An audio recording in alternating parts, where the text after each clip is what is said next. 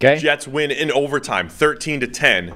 They move to 4-3. Giants fall to 2-6. The Giants looked like they had this one in hand. There was, for a 13-10 game, a lot of fascinating storylines in this one. For a 13-10 game. There was a point in the so Tyrod Taylor starts the game, another rib injury. We say another because that's what happened back in 2019. Yes, 20? so very important to highlight the differences in these two injuries. Yeah. Yeah. So in 2020, he got stabbed before the game. Yeah, by his own doctor. Right, by his own doctor. In this one, it was just, football injury. Yeah, large man fell on him. Yes. Hurt his ribs. So Tyrod was out. He's already the backup. Tommy DeVito comes in. And at one point in the game, he led the comeback. Giants take the lead under Tommy DeVito's watch, despite Tommy not completing a pass. There was a point where he was 0 for 4 passing in this game, and the Giants took the lead during that time period because Tommy ran one in himself. Giants finished the game with -9 passing yards. Yes. That's amazing. They should have won with -8. They were sitting there at -8 for about two quarters. They arguably should have won with -9. That's true. It still required a Zach Wilson game-winning drive, and probably with no seconds left. It did. So -8 passing yards for quite a while. They ran Saquon Barkley 36 times for $128. Dexter Lawrence, who we highlighted quite a bit on the preview show, we have to highlight what he did in this actual game, destroying the poor Jets and their revolving door of centers. But the Jets turned into the story, man. It looked like they were done, down 10-7. Zach Wilson takes a horrible sack on 4th down, just does not throw the ball up at all, and he takes the sack. The Giants have a couple minutes to run out the clock, and their first run, Saquon Barkley cuts back, picks up 6, but it's not the 6 that he picked up. He could have had a first down. Do you think he could have had a first down? He had a hole and he goes down. Yeah, maybe. He could have had at least a couple more yards. The Giants were unable to get the first down. They have to punt it back to the Jets, and that's when the Jets get back into field goal range to tie it up and get to overtime. And just a crazy game all around. Yeah, Jets I mean, Giants. so Dexter Lawrence was ridiculous. This might be his best game ever. It might be the best game a defensive tackle has had in a long time. He was absolutely unstoppable. He's going to have 15 pressures in a single game. Again, remember, for a guy who primarily plays nose tackle, that's not supposed to happen. Kayvon Thibodeau had a big game as well. He didn't have as much pressure as Dexter Lawrence, but every time he won, it was an important play. He seemed to finish every play that he had pressure with a sack. He got an early one. It was a strip sack, right, around Mekhi Becton. It seemed like that last sort of drive or two by Zach Wilson, he was just under constant pressure by Thibodeau. Those two guys in particular for the Giants were just absolutely destroying the offensive line for the Jets, which, similar to Miami, wasn't great on paper heading into the year and has been banged up and is deep into the bench at this point. For the Jets. Yes. Yeah. Poor Connor McGovern. I don't know what McGovern's injury was, but Dexter Lawrence injured him with a bull rush. He just absolutely collapsed him. The impressive thing was everything that you had talked about, or we both talked about, but you really highlighted, which was him playing nose tackle. And usually when you're rushing against a center, there's a lot of guard help, and you just don't put up pass rushing numbers like that. I thought Dexter Lawrence's playoff game last year against Minnesota was one of the better games I've ever seen, where you talk about when Aaron Donald takes over a game, it's you pressure against the guard. That's tough. That's tough to deal with. Pressure over the center is almost impossible to deal with. It is literally the pocket. You can't step up. You can't avoid it. And that's what Dexter Lawrence was doing over and over and over again. So, I know that the Giants lost, but had they won, had they pulled it off 10-7, we'd be saying, Dexter Lawrence, this game was ridiculous. It was ridiculous regardless of the outcome, but just wanted to highlight, I don't think I've ever seen dominance like that. Now, look, I know the Jets were way deep into their depth chart when it was 3 different centers playing and the whole deal. But I've never seen domination like that from the nose tackle position like Dexter Lawrence did yesterday. Yeah, I mean, I think that Vikings game was his previous high benchmark, and I think he exceeded it in this game, albeit with, you can argue because the competition wasn't as good in terms of starting players going up against him. Therefore, it's not necessarily better, but like that's the level we're talking about here. He took over this game, and it felt, if you were watching it, like every single play was just Dexter Lawrence ruining it. And it's not like the Giants had -9 passing yards. The Jets had some passing yards, but it's not like their passing game was cooking or anything. I mean, this was a 13-10 game, and most of the production at the end came in like desperation situations where, like, one element of the Wink Martindale defense, it's not exactly comfortable in sort of prevent situations, I guess.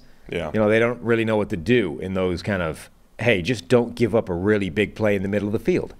That's all you got to do. Just that. And the Wink defense is not great at that. So they did give up exactly several of those plays. In fact, in the middle of the defense, right in the final, the drive to tie it and the drive to win it. And then, of course, Breece Hall ends up like making one of the biggest plays of the game on the offensive side of things. So, Zach Wilson and the Jets, like, kudos to Zach Wilson for making some plays right at the death when it didn't look like they had any shot, right? Like, the game's gone, you're down. Zach Wilson has to lead an improbable comeback with only seconds on the clock. You're like, game's already done. So he came up big with a couple of big plays right at the end. And he did play better than we are. Like, whatever you think Zach Wilson's baseline is, he's probably exceeded it in the last couple of games. But it's probably also important to stop short of saying he's been playing well. he's been playing better, but we're still a way away from good. All right, let's highlight the end of this from the Jets' perspective. You've got 24 seconds left. They're down 10-7 at the end of regulation, and Zach Wilson hits Garrett Wilson for 29 yards. And then the play that puts them into field goal range to tie it up, a 28-yarder to Allen Lazard. I don't know if you saw Boomer Esiason. So they have no timeouts left. Lazard goes down right around the 15. Mm-hmm. I don't know if you saw Boomer Esiason questioning the officials here, because the center for the Jets set the ball. Right. Now, the umpire did come in. He ran in and to touch it. Yeah. I think that's the rule. Well, he right? has Not to that he touch has it. to set it. He just has to Yes. confirm. Like, the center can't run up, put the ball down, and snap it whenever they want. As long as the umpire confirms it, he doesn't have to physically put the ball down, I don't think. He just has to tap, confirm, touch it, and the Jets get the spike with 1 second left. I mean, it was clear that whatever the rule is, he was attempting to technically fulfill it rather than actually fulfill it. Like, they set the ball down. That's a mistake from them. You need to hand the ball to the official. So the official just runs in, touches the ball, and then hauls ass out of the way. I'm not the best with the NFL rulebook, not like our guy Ben Stockwell, who's probably DMing us right now. Let's see.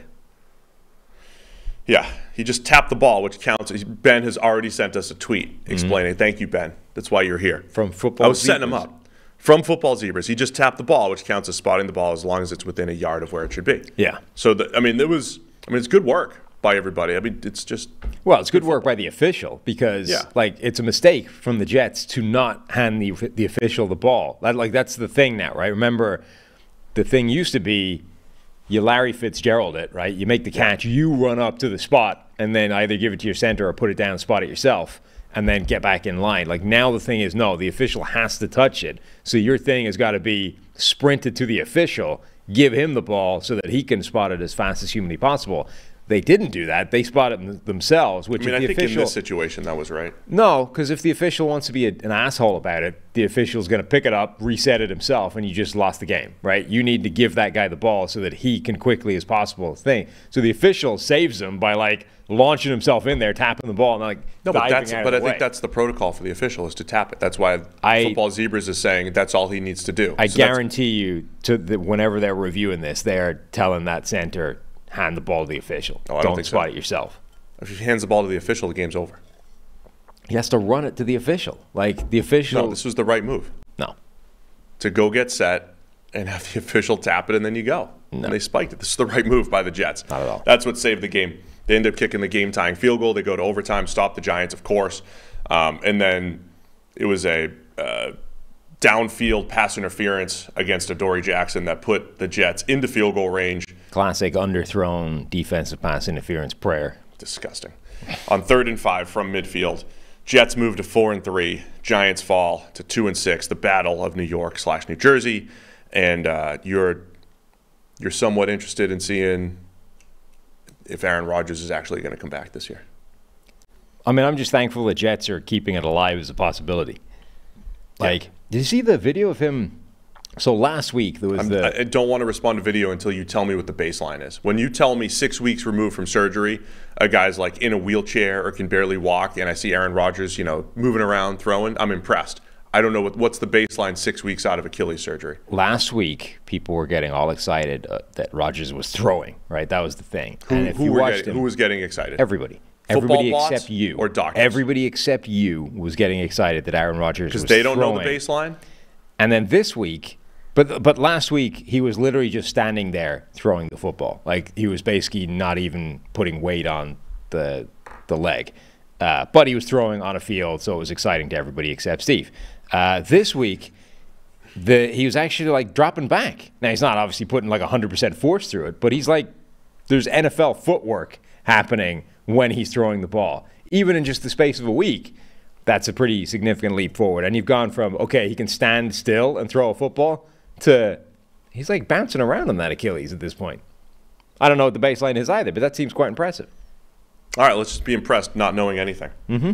That's like saying the football team scored 20 points today. I'm really impressed by that, not knowing that that's like below average.